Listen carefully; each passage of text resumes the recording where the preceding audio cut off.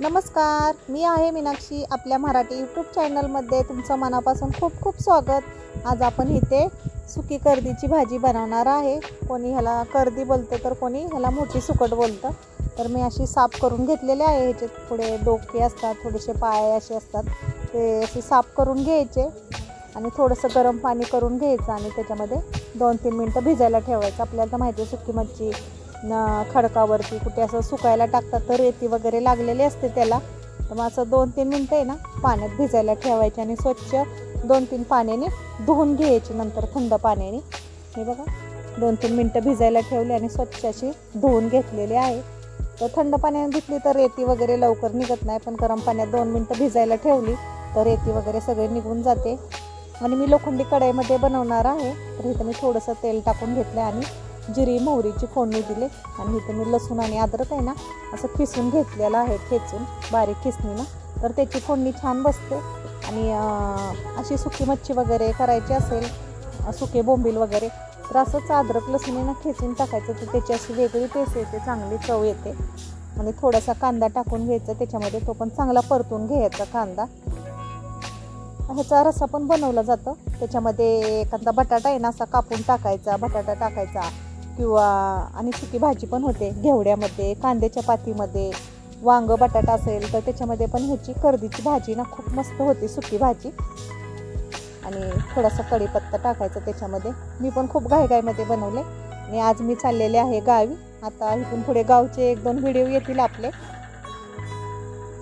आणि थोडंसं टोमॅटो टाकलेलं आहे. आमच्या गावची भैरवनाथाची खूप मोठी यात्रा असते, तर त्या यात्रेसाठी मी आले इकडे गावाला. थोडंसं टोमॅटो टाकून आहे ना चांगलं परतून घ्यायचं, 2 मिनटं झाकून घ्यायचं म्हणजे चांगलं वाफरलं जातं.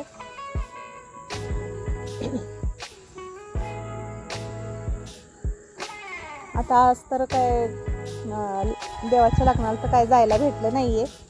आता उद्या यात्रा असते तर तेव्हा पाया पडायला जाणार आहे आम्ही भैरवनाथाच्या. 3 दिवस असते. 1 तारखेला लग्न होते, 2 तारखेला जत्रा असते आणि 3 तारखेला सबिना निघतो आमच्या गावामध्ये.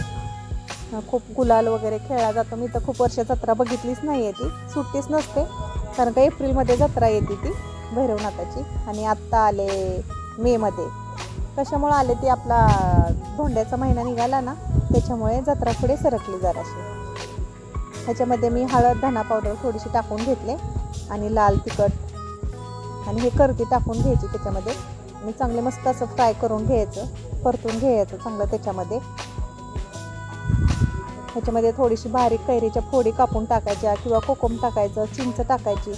खूप छान लागते ही भाजी अशी चांगली परतून घ्यायची.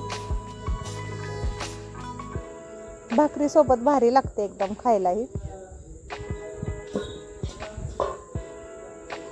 अशी 2-3 मिनटं झाकून ठेवायची. हे बघा ह्याला पाणी सुटलंय थोडंसं टोमॅटोमुळे, झाकल्यामुळे बघा. आणि लोखंडाच्या कढईत केल्यामुळे बघा अशी थोडीशी काळसर झाली.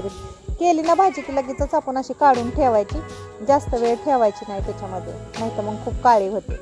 करून आहे ना लगेच दुसऱ्या टोपामध्ये वगैरे काढून घ्यायची भाजी. बघा असं पाणी सुटलं. कशी वाटली तुम्हाला कर्दीची भाजी, सुक्या कर्दीची? आवडल्यास लाईक करा, शेअर करा, कमेंट करा आणि आपल्या चॅनलला सबस्क्राईब करा. हे बघा अशी मस्त झाली. आता आपण ह्याच्यावरती आहे ना कोथिंबीर थोडीशी अशी टाकून घेऊया. धन्यवाद.